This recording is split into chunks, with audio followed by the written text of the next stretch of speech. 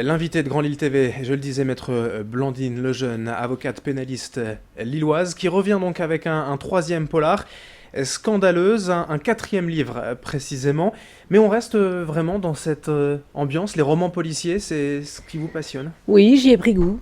J'y ai pris goût. Des romans policiers qui se passent dans la région lilloise, ou à proximité, en tout cas dans le Nord. Et oui, je crois que j'ai pris goût à l'écriture du polar. C'est vrai que c'est souvent le cas avec les éditions Ravet-Anso, ce sont des livres qui se passent vraiment dans la région. Voilà. Pourquoi justement continuer d'écrire et de poser le scénario ici à Lille?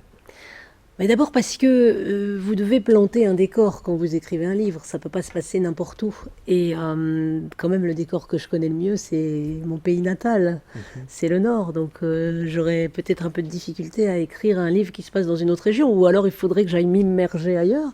Mais je suis très bien dans le Nord. Et j'aime que mes romans se passent ici.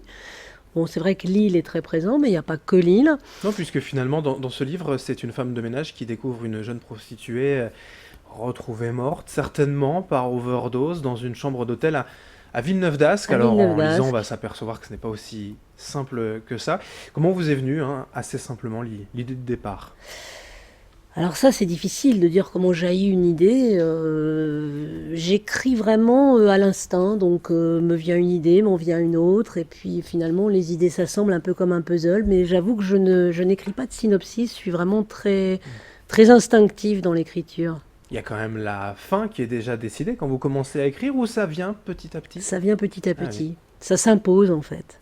Il y a Et ouais. toujours aussi ce même personnage, voilà, le commandant Le Boulard, commandant qui Boulard, revient. qui est mon espèce de Maigret, quoi, Mhm. personnage récurrent, qui revient, d'abord parce qu'il plaît beaucoup à mes lecteurs, donc je peux pas le tuer, ce malheureux. Et puis parce que c'est lui qui mène l'enquête, et voilà, à part les personnages récurrents, j'essaie effectivement, bien évidemment, Donc, créer de de nouveau, créer de évidemment. nouveaux personnages. Mais pour ces personnages récurrents, avec un troisième polar, aujourd'hui vous leur donnez un petit peu plus de consistance, on va encore apprendre à les connaître un peu mieux? Alors, il y a d'autres personnages qui arrivent dans les romans. Donc, effectivement, ce qui m'intéresse, c'est de croquer les personnages. Donc, oui, on les connaît mieux. Je pense qu'on s'habitue un peu aux personnages. Je les étoffe et puis j'en crée d'autres. Donc, il y a des surprises.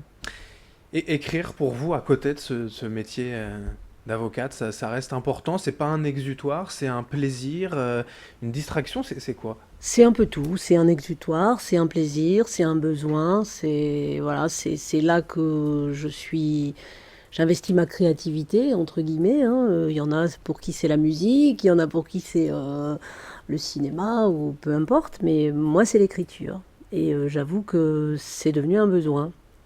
Il y a toujours cette question qui revient, c'est la deuxième fois qu'on vous reçoit ici, c'est de savoir, en tant qu'avocate pénaliste, que vous avez forcément affaire à des cas plus ou moins sordides, en tout cas des cas sombres, que l'on peut retrouver ou pas dans vos livres? Alors non, ça je me l'interdis parce que je ne fais pas des essais par rapport à des faits divers existants ou que j'aurais eu à traiter, et je ne m'inspire pas de l'histoire des gens que j'ai eu à défendre parce que ça leur appartient.